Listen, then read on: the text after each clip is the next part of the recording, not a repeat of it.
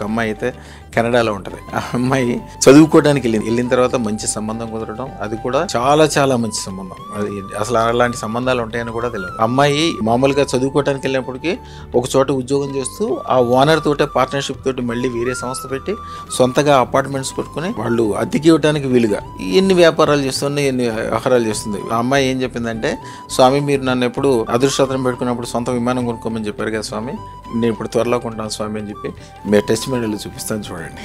ముందు అమ్మాయి గారి కోసం అదృష్టం పెట్టించాము. అమ్మాయి వెళ్ళిన తర్వాత కూడా చాలా అనుకూలంగా అన్ని కూడా పాజిటివ్ గా ఈ రోజు మంచి స్టేటస్ లో ఉంది. అక్కడ మంచి పొజిషన్, సొంత ఇల్లు కొనుక్కున్నాను. మీ అమ్మాయి నాకు పెడతా ఉంటది, నేను త్వరలో విమానం కూడా కొంటాను స్వామి, మీరు దీవిచ్చారు నన్ను విమానం కొనగలిగే స్టేజ్కి వెళ్తానని. నాకు అలాగే వెళ్తున్నానని ఎప్పుడు మెసేజ్ కూడా పెడుతుంటుంది అమ్మాయి. అంత మంచి చాలా మంది ఉన్నారు నిజంగా వాళ్ళ సంతోషాన్ని టెస్టిమోనియల్స్ రూపంలో మనకి అందిస్తున్నవారు. ఒకళ్ళు ఇద్దరు కదమ్మా, వేల మంది.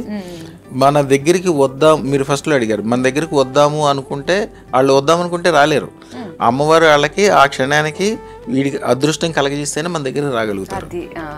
వాళ్ళకి వచ్చిన తర్వాత ఇక వాళ్ళకి తెల్లారి నుంచి అవసరమే లేదు. అవును, చాలా చక్కగా తెలియజేశారు గురువు గారు, ధన్యవాదాలు.